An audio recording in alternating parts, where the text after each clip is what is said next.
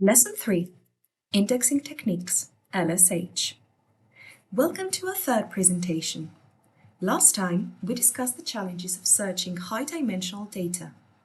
Today, we're finding a needle in that digital haystack. We'll be doing a deep dive into a smart sorting technique called locality-sensitive hashing, or LSH. This is a powerful method that helps search engines group similar items together automatically, and it's the core of our retrieve phase. So, what is the core problem we're trying to solve? Imagine you have a new song, and you want to find the most similar one in a massive library of 100 million songs. Comparing your song to every single other song one by one would take forever. It's just not practical. We need a shortcut. We need to intelligently organize or index this library so that we can find potential matches almost instantly. The main idea behind LSH is actually very simple. Put similar things into the same box. Imagine you have thousands of photos scattered in one giant pile. Instead of leaving them like that, a special function automatically sorts them. All the beach photos go into the beach box. All the city photos go into the city box, and all the forest photos go into the forest box. Now, when you want to search for a new beach photo, you only have to look inside one box, not the entire pile. This is the core principle of locality-sensitive hashing. Early LSH methods were designed for very specific jobs. They worked by creating a compact fingerprint for each item. For example, min-hash was perfect for finding similar documents or articles. It could read a long piece of text and create a very short signature for it, allowing a system to quickly see if it was similar to another. Another one was sim-hash. This was great for finding items with similar features, like songs with the same vibe or movies with the same genre tags.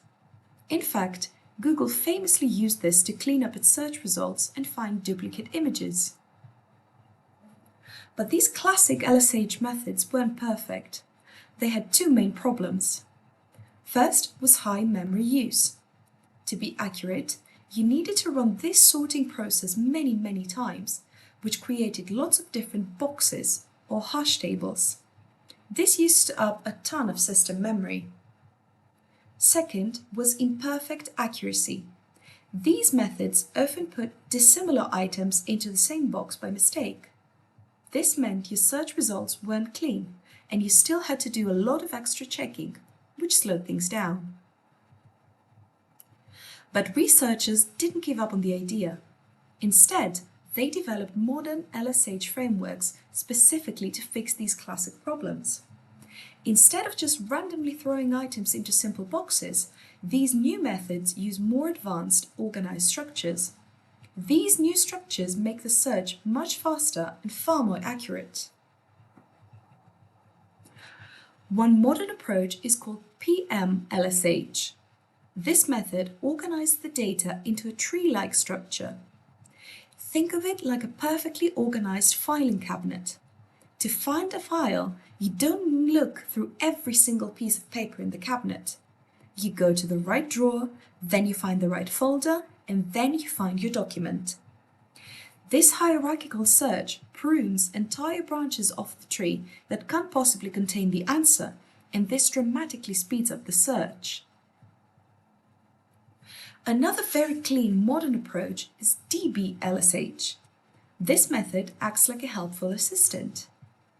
Instead of storing millions of pre-made boxes just in case, it creates a small, high-quality search box just in time, one that is perfectly tailored to your specific query. This means two things.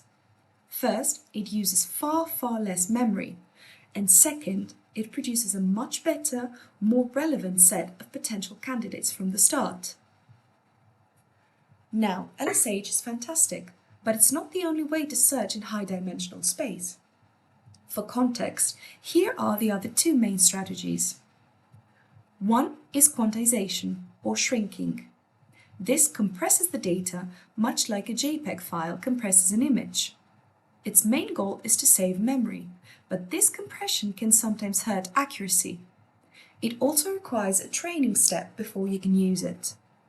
The other is graphs, which works by making connections. This method builds a social network for your data, connecting each item to its closest neighbors. This is currently the champion for pure speed and accuracy, but it's very complex, extremely memory hungry, and very difficult to update with new data. So, how do they stack up? LSH, our smart sorting method, works by putting similar items in the same bucket.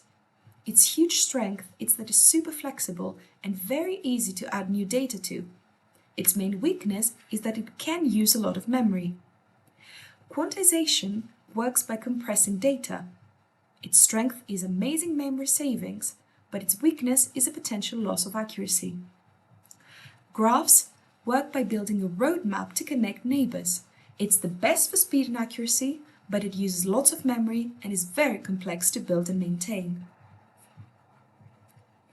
Graph methods might be the current champion for speed, but our smart sorting LSH approach has unique advantages that make it perfect for many situations.